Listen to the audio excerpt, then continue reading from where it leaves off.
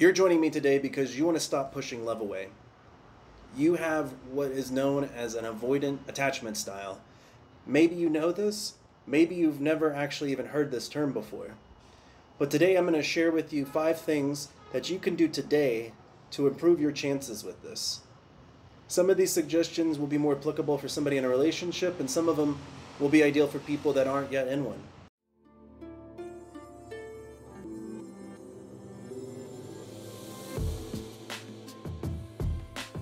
Hey, welcome back. My name is Blake, and I help guide those on a spiritual journey to answer the questions they didn't even know they had.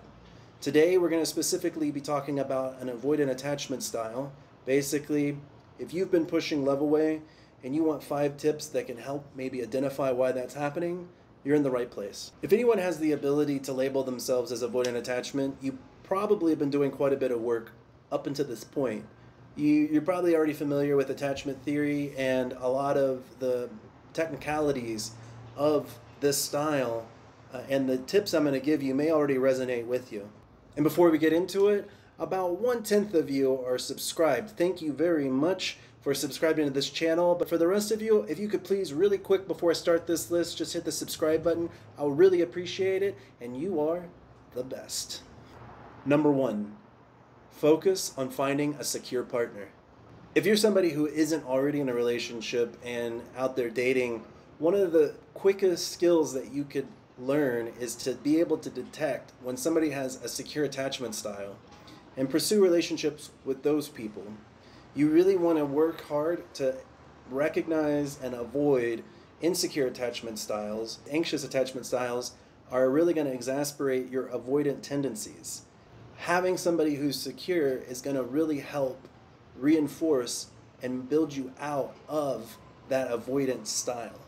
A partner with a secure style is going to be able to have a little bit more awareness of this avoidant attachment style and be able to meet you in ways that help complement and soothe a lot of those triggers, a lot of those deactivating behaviors that are a part of this avoidant style.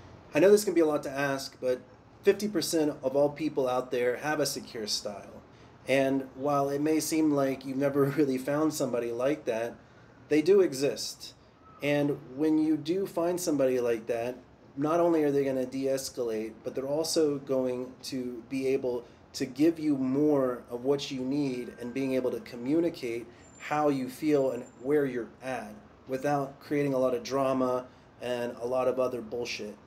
So while this is challenging, it's really important to maybe spend a little bit of time focusing on this skill set as early in your dating career as you can, wherever you're at, however old you are, but getting this out of the way so that way as you go through this stage of finding a partner, you will be attracting more neutrally balanced people that you can grow with and have more success in the future.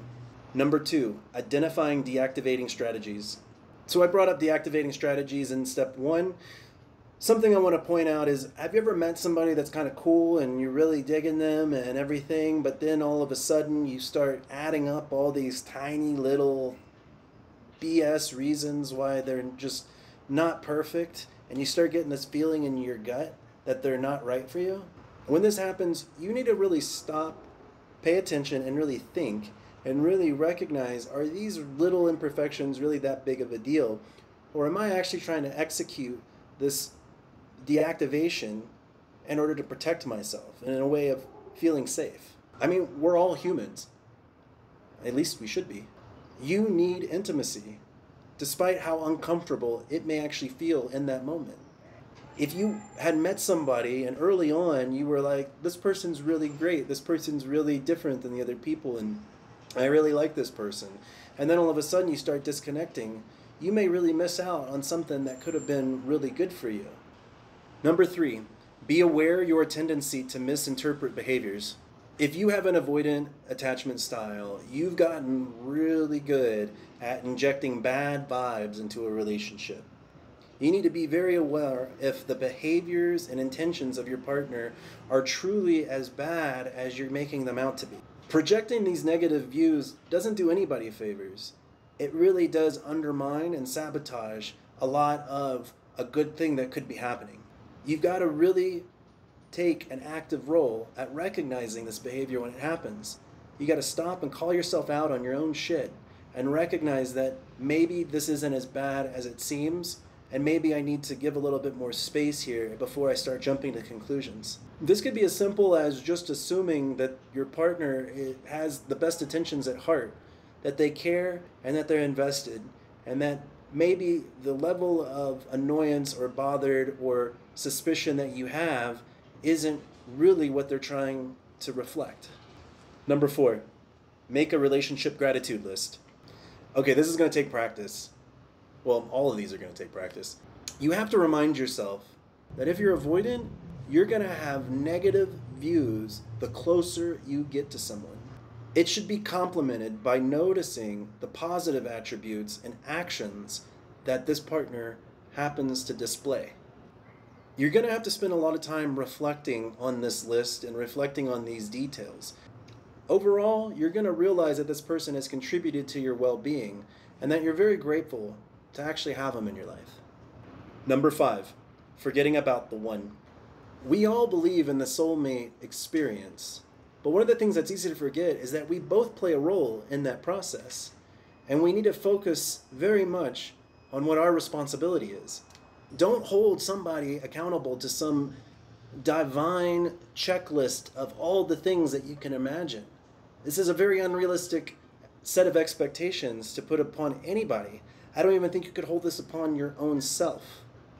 The soulmates that work the best are the ones that you make into a special part of yourself.